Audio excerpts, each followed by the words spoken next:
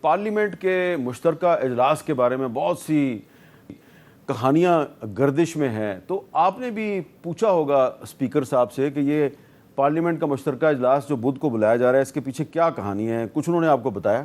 جی میری بات ہوئی تھی.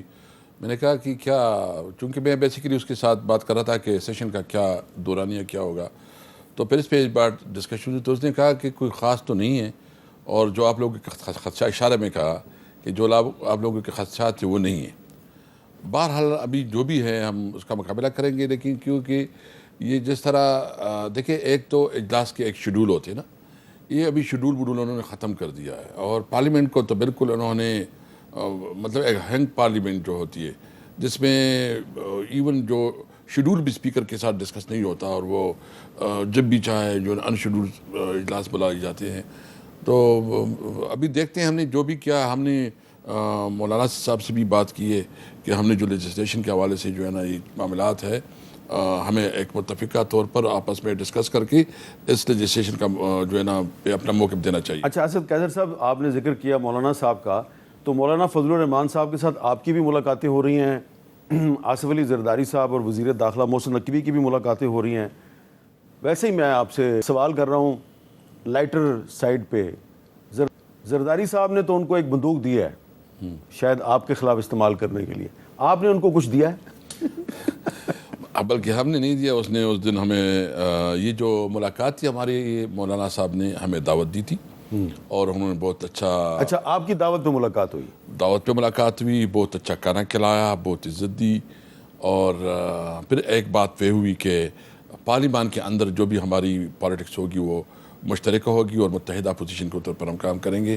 اور دوسرا یہ ہے کہ جو لیجسلیشن آئے گی تو اس پہ ہم نے 2 رکنی کمیٹی، ہماری طرف سے 2 لوگ اور اس کی 4 رکنی کمیٹی بنائی تاکہ وہ آپس پہ ڈسکس کر کے اس کے اوپر. جس کی میٹنگ کل ہے؟ جس کی میٹنگ کل ہے. کل جو ہے نا ہماری جو کمیٹی ہے جو کہ لیجسلیشن کے اوپر مشاورت کرے گی یا دیکھے گی، وہ کل انشاءاللہ اس کی میٹنگ ہوگی. تو اس کا مطلب یہ ہے کہ زرداری صاحب کے ساتھ ملاقات کے باوجود مولانا فضل الرحمان صاحب نے کم از کم پارلیمنٹ کے اندر آپ کے ساتھ مشترکہ اپوزیشن بنانے پر اتفاق کر لیا. جی بالکل.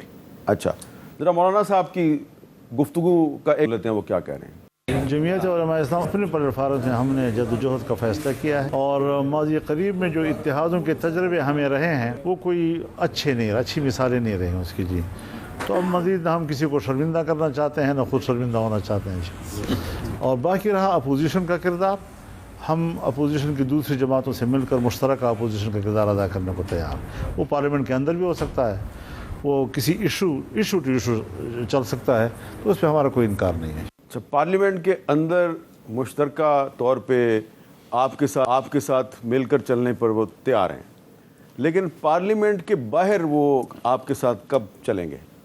دیکھو، ان کی اپنی پارٹی ہے، ان کی اپنی ترجیحات ہے، وہ جس طرح مناسب سمجھتے ہیں، اور ہم بھی سمجھتے ہیں کہ جتنا ممکن ہو ہمارے مشترکات مطلب چیزوں پہ ہے کہ اس پارلیمنٹ کے اوپر جو ہمارا کنسرن ہے، ان کا بھی سیم کنسرن ہے کہ یہ جاری پارلیمنٹ ہے اور اس کی جو مینڈیٹ ان کے پاس نہیں ہے، اور اس وقت جو حکومت ہے اس کی کوئی لیجٹمیسی نہیں ہے. تو ہم سب اس پہ متفق ہے. اور دوسرا جو لیجسلیشن لے کے آ رہے ہیں جس کے اوپر ہمیں تشویش ہے، اور جس پہ ہمارے بانی چیئرمین نے بھی ڈسکس کیا، تو اس دن جو بات ہو رہی تھی تو مولانا صاحب نے کہا کہ ہم نے تو پہلے اس چیزوں کو مسترد کیا ہوا ہے. تو بہرحال ہماری کوشش یہ ہے کہ جتنی ہمارے مشترکات ہو سکتی ہیں، یعنی ایشو ٹو ایشو جو انہوں نے بات کی، ہم بالکل ایشو کی بیس کریں گے. باقاعدہ کوئی الائنس نہیں ہوگا، لیکن اس پارلیمنٹ کے اندر جو ہے نا ہم ایک مشترکہ لائے عمل کے تحت آگے بڑھیں گے. اور ہماری خواہش ہے کہ اس وقت جو سچویشن جاری ہے، یہ ہم دیکھ رہے ہیں کہ حکومت مکمل طور پر ناکام ہو گئی ہے. یعنی ان کی جو امن و امان تو بالکل اس کے کنٹرول سے باہر ہو گئی ہے. جو بلوچستان میں کل سے ہو گئے ہیں، کوئی میرے خیال میں 28 دھماکے ہوئی ہیں. چھوٹے بڑے 28 ہیں. چھوٹے بڑے 28 ہے، اور جس میں ایک جگہ پہ 23 لوگ شہید ہوئے، مطلب مختلف جگہوں پہ. اور یہ بڑے قابل مذمت واقعات، بہت قابل مذمت ہے. اور میں تو سمجھتا ہوں کہ یہ تو انٹیلیجنس فیلیور ہے. یعنی اتنے بڑے واقعات ہوتی ہے اور آپ کے ادارے کدھر ہے، اس کی رسپانسبلٹی ہے کہ وہ جو ہے نا اس قسم کی روک تھام کرے. اور پرابلم یہ ہے کہ اداروں نے اپنا جو کام ہے وہ چھوڑ دیا ہے، اور وہ جو ہے نا پولیٹیکل مینیورنگ میں اور پولیٹیکل لوگوں کو. تو میں سمجھتا ہوں کہ جب تک اس ملک میں آئین اور قانون کی بالادستی نہیں ہوگی، جب تک آپ کنسٹیٹیوشن کے اندر اپنے رول تک محدود نہیں ہوگی، نہ اس ملک میں امن آئے گا، نہ اس ملک میں معاشی خوشحالی آئے گی، نہ اس ملک میں ترقی ہوگی۔ ہم سب کی سروائیول اس میں ہے کہ ہم سب جو ہے نا آئین کی بالادستی کو قبول کریں۔ آپ نے فرمایا کہ حکومت جو ہے وہ ہر شعبے میں ناکام ہو چکی ہے، جی، لیکن اسد قیدر صاحب حکومت ایک معاملے میں تو بار بار کامیاب ہو جاتی ہے کہ تحریک انصاف سے اسلام آباد میں جلسہ ملتوی کروا دیتی ہے، یہ اس کو کامیابی کیسے ملتی ہے؟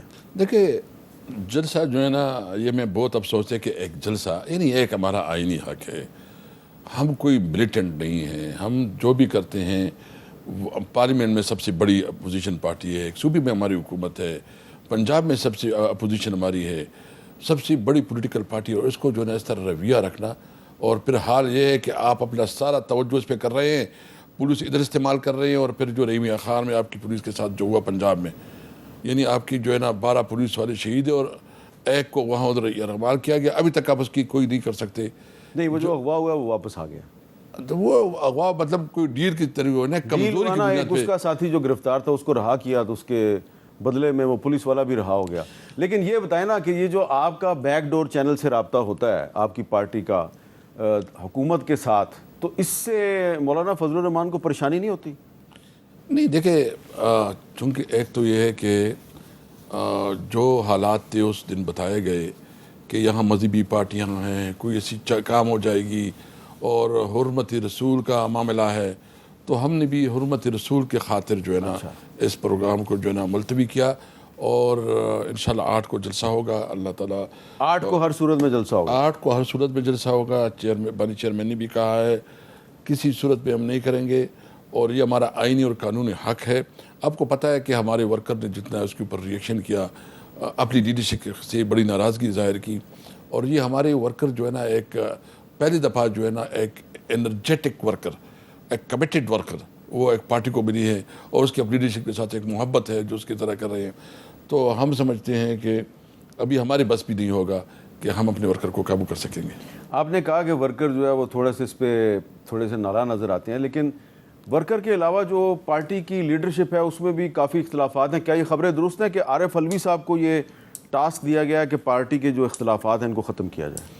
دیکھیے یہ ہمارے کور کمیٹی کے اندر ڈسکشن ہوا ہے، اور عارف علوی صاحب اپنا رول پلے کر رہے ہیں، اور عارف علوی صاحب ایک سینئر رہنما ہے، ایک بہت سینئر پوزیشن پہ رہے ہیں، اس کا بہت بڑا کنٹریبیوشن ہے، اور یہ انہوں نے تو ویسے معذرت کی تھی، لیکن ہم سمجھتے ہیں کہ وہ اس معاملے میں سب سے بیسٹ ہے کہ وہ اس میں رول پلے کرے۔ ہم بھی ساتھ ہوں گے انشاءاللہ تعالیٰ، تاکہ چھوٹی چھوٹی معاملات ہوتے ہیں، اور اگر کوئی سینئر اس میں اپنا رول پلے کرتا ہے تو بہت آسانی سے ہو جاتا ہے۔ تو عارف علوی صاحب کا یہ رول بالکل یہ ڈسکس ہوا ہے کور کمیٹی میں، باقاعدہ نوٹیفیکیشن تو نہیں ہے، لیکن ایک ہماری سب کی خواہش ہے کہ عارف علوی صاحب اس میں رول پلے کریں۔ یہ بتائیں کہ یہ خبریں درست ہیں کہ علیمہ خان صاحبہ نے بھی اب تحریک انصاف کی پارٹی کے اندر سرگرم ہونے کا فیصلہ کر لیا ہے؟